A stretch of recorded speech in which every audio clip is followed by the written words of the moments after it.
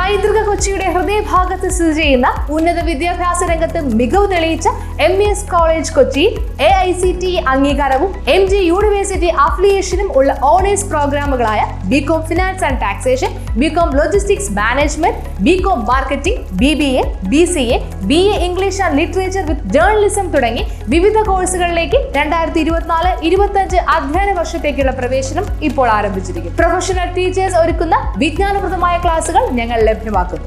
യാതൊരുവിധ ഡൊണേഷനും സ്വീകരിക്കാത്ത ഈ college part 3 വിഷയങ്ങൾക്ക് 80% കൂടുതൽ മാർക്ക് നേടുന്ന വിദ്യാർത്ഥികൾക്ക് MES സ്കോളർഷിപ്പോട് കൂടിയ അഡ്മിഷൻ ഒരുക്കുന്നു.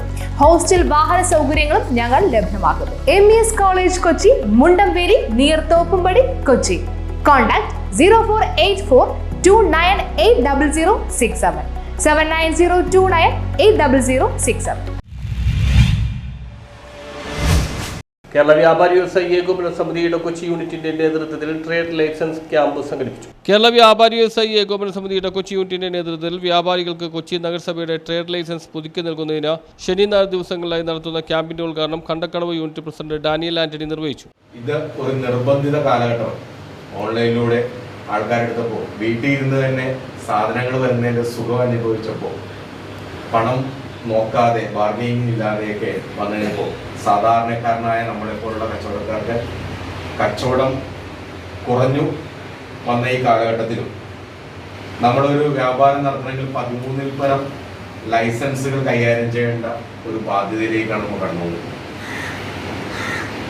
നമ്മളുടെ കച്ചവട സ്ഥാപനങ്ങളിലേക്ക് ഒരു ഉദ്യോഗസ്ഥൻ കടന്നു വന്നിട്ടുണ്ടെങ്കിൽ നമ്മുടെ ട്രേഡ് ലൈസൻസ് ചോദിക്കുന്നു, ഫുഡ് സേഫ്റ്റി ലൈസൻസ് ചോദിക്കുന്നു, FSSI ചോദിക്കുന്നു, ത്രാസ് മുദ്ര വെച്ച് ചോദിക്കുന്നു. യൂണിറ്റ് പ്രസിഡന്റ് റിച്ചർഡ് ഡെബലോ അധ്യക്ഷത വഹിച്ചു. General secretary Vinu Varghese, joint secretary പെക്സൻ ജോർജ്, ട്രഷറർ MJ ജോൺസൺ, നിയോജക മണ്ഡലം വനിതാ wing general secretary Sini PK, Boban Kuriakose, ജോബ്സൺ ഡിൻസുസ, സജി മോനേസ്, ഷിബു പത്രോസ്, ജോസി റിബെല്ലോ തുടങ്ങിയവർ സംസാരിച്ചു. നമ്മൾ അറിയാവുന്ന കടക്കാരോടൊക്കെ പറഞ്ഞിരുന്ന നാളെ വേണ്ടി പറയുന്ന കാര്യങ്ങൾ എത്രയും പെട്ടെന്ന് നമ്മുടെ യൂണിറ്റിൽ എത്തിച്ചിട്ടുണ്ടെങ്കിൽ നമുക്കത് ചെയ്യാൻ സാധിക്കും. വൈകി കഴിഞ്ഞാൽ ഒരാളുടെ ബുദ്ധിമുട്ട് വന്നാൽ നമ്മുടെ യൂണിറ്റിന് ക്ഷീണമാണ്. കാരണം നമ്മളുടെ അംഗങ്ങളെല്ലാവരും ഇത് ചെയ്യണമെന്നുള്ളത് നമുക്ക് ഭയങ്കര കാരണം അവിടെ ചെന്ന് കഴിഞ്ഞിട്ടുണ്ടെങ്കിൽ ഒരു കഫേ ചെന്ന് കഴിഞ്ഞിട്ടുണ്ടെങ്കിൽ അവർ കോർപ്പറേഷൻ ഹെൽത്തിൽ പോകണമെന്നില്ല. അവിടെ ചെന്ന് കഴിയുമ്പോൾ സർക്കിൾ പള്ളിയിൽ പോകണം. ഇതുപോലെ ചെല്ലുമ്പോൾ നമ്മൾ സംഘടനാപരമായിട്ട് ചെല്ലുമ്പോൾ പെട്ടെന്ന് കാര്യങ്ങൾ സാധിക്കും. അല്ലാതെ സാധാരണ നമ്മൾ കടക്കാരെ ചെല്ലുമ്പോൾ ഉണ്ടാകുന്ന ബുദ്ധിമുട്ടുകൾ നമ്മൾ നേരിട്ട് അറിയാതെ. News bureau, Kochi.